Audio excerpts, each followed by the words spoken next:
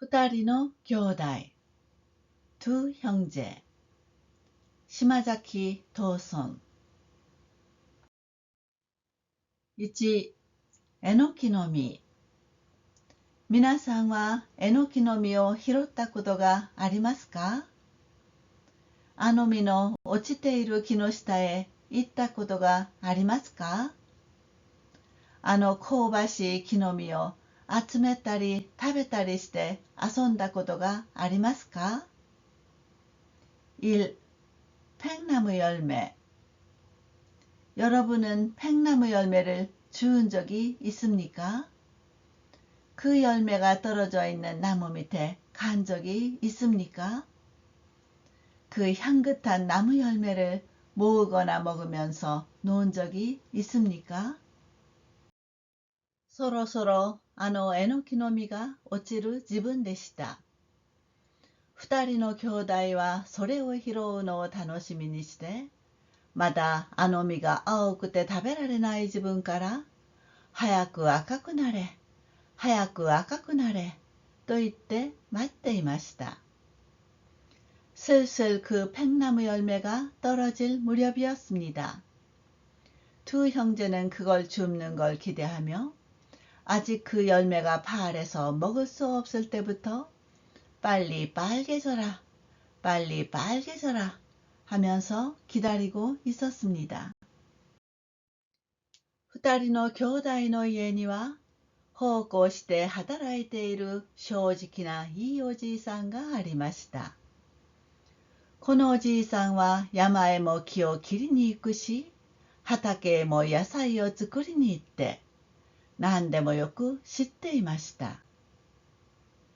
두 형제의 집에는 더부살이로 일하는 정직한 착한 할아버지가 있었습니다. 이 할아버지는 산에도 나무를 베러 가고 밭에도 채소를 심으러 가서 뭐든 잘 알고 있었습니다.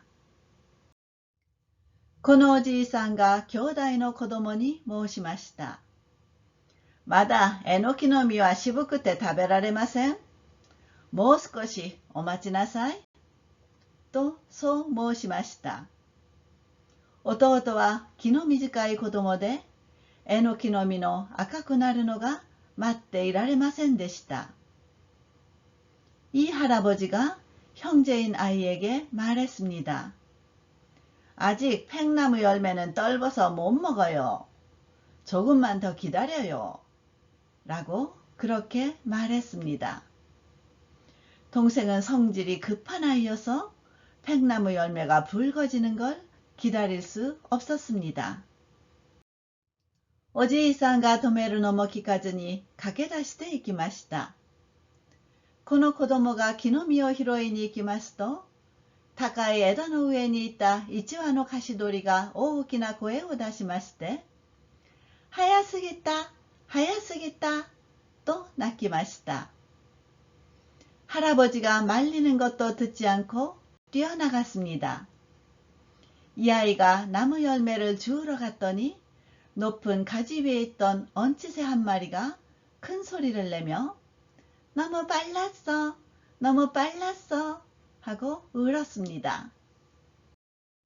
気の短い弟は枝になっているのを撃ち落とすつもりで、石ころや棒を拾っては投げつけました。その度にえのきの実が葉と一緒になって、パラパラパラパラ落ちてきましたが、どれもこれもまだ青くて食べられないのばかりでした。성질이 급한 동생은 가지에 난 것을 때려 떨어뜨릴 생각으로 돌멩이와 막대기를 주어서는 냅다 던졌습니다. 그때마다 팽나무 열매가 잎과 어우러져 후둑후둑 후둑후둑 떨어졌지만 이것도 저것도 모두 아직 파래서 먹을 수 없는 것 뿐이었습니다. そのうちに今度は兄の子供が出かけて行きました。兄は弟と違って気長な子供でしたから、大丈夫、えのきの実はもう赤くなっている、と安心してゆっくり構えて出かけて行きました。그러는 사이에 이번에는 형인 아이가 나갔습니다.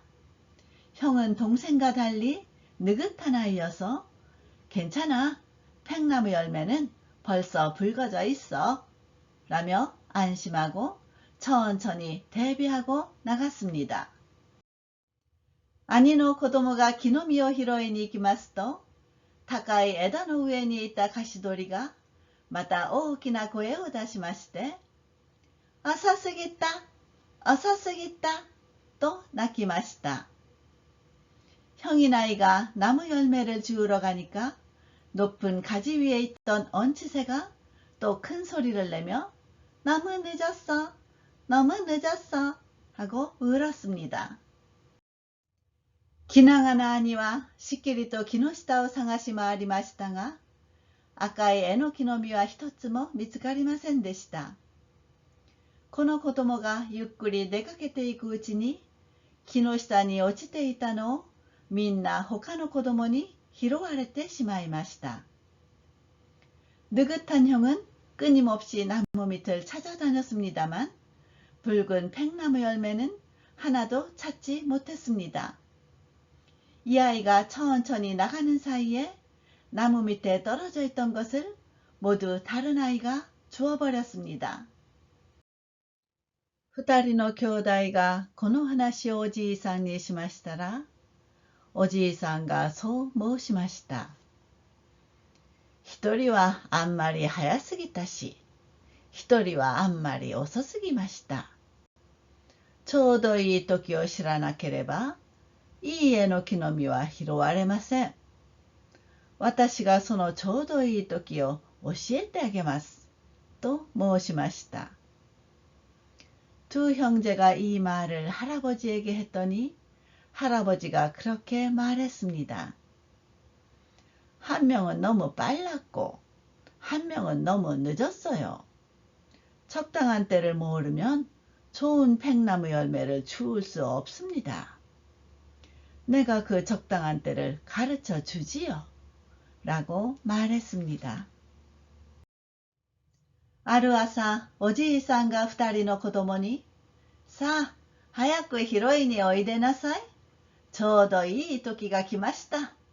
と教えました。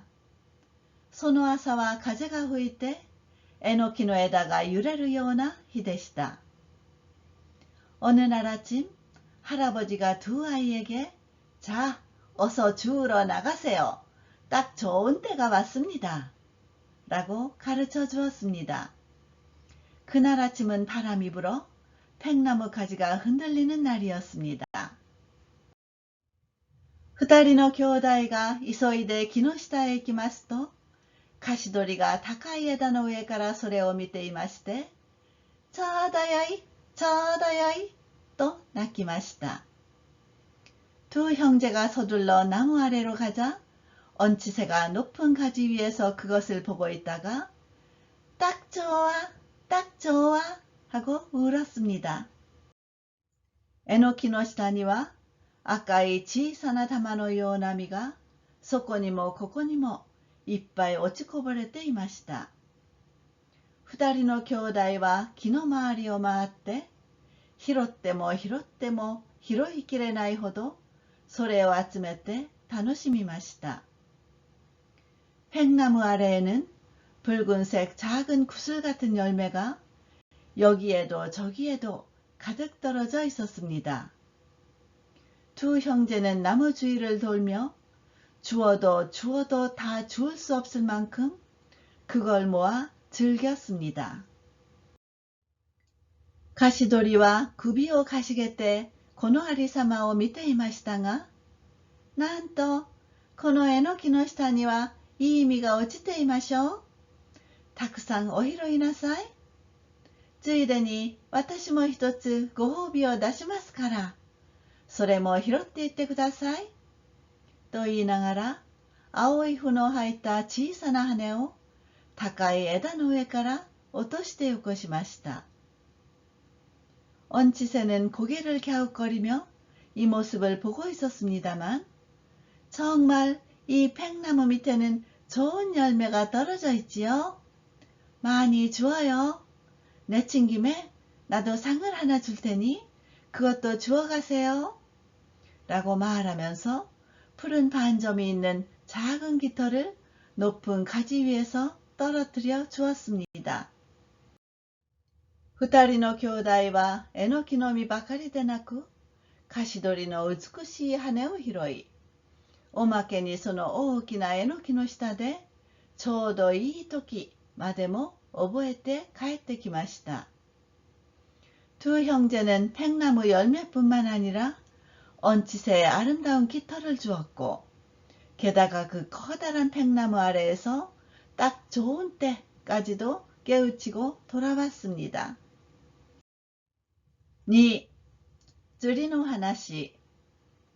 ある日、おじいさんは二人の兄弟に釣りの道具を作ってくれると言いました。いかにおじいさんでも釣りの道具は難しかろうと二人の子供がそう思って見ていました。この兄弟の家の周りには釣り竿一本売る店がありませんでしたから。2. 낚시 이야기. 어느 날 할아버지는 두 형제에게 낚시 도구를 만들어 주겠다고 말했습니다. 아무리 할아버지라도 낚시 도구는 어려울 거라고 두 아이가 그렇게 생각하며 보고 있었습니다. 이 형제의 집 주변에는 낚싯대 하나 파는 가게가 없었으니까요. おじいさんはどこからか釣り針を探してきました。それから細い竹を切ってきまして、それで日本の釣り竿を作りました。針と竿ができました。今度は糸の番です。とおじいさんは言って、栗の木に住む栗虫から糸を取りました。할아버지는 어디선가 낚싯바늘을 찾아왔습니다. 그러고서 가는 대나무를 베어와서는 그걸로 2개의 낚싯대를 만들었습니다. 바늘과 장대가 생겼어요. 이제 실 차례예요. 라고 할아버지는 말하며 밤나무에 사는 밤벌레에서 실을 뽑았습니다. ちょうどお蚕様のようにその栗虫からも白い糸が取れるのです。おじいさんは栗虫から取れた糸を巣につけまして、それを長く引き伸ばしました。마치 누에처럼 그 밤벌레에서도 흰 실을 뽑을 수 있습니다. 할아버지는 밤벌레에서 뽑은 실을 식초에 담그고 그걸 길게 잡아당겼습니다. その糸が火に乾いて硬くなる頃には、兄弟の子供の力で引いても切れないほど丈夫で立派なものが出来上がりました。さあ、釣りの道具が揃いました。と言って兄弟にくれました。그 실이 햇볕에 말라 단단해질 무렵에는 형제인 아이의 힘으로 당겨도 끊어지지 않을 만큼 튼튼하고 훌륭한 게 완성되었습니다. 자, 낚시 도구가 갖추어졌습니다. 라며 형제에게 주었습니다. 二人の子供はおじいさんが作った釣り竿を手に下げまして、大喜びで小川の方へ出かけていきました。小川の岸にはくるみの木の生えている場所がありました。두 아이는 할아버지가 만든 낚싯대를 손에 들고 크게 기뻐하며 개울로 나갔습니다. 개울에는 호두나무가 자라고 있는 데가 있었습니다. 兄弟はカジカのいそうな石の間を見立てまして、くるみの木の陰に腰をかけて釣りました。형제는 둑중개가 있을 법한 돌 사이를 골라서 호두나무 그늘에 걸터 앉아 낚았습니다.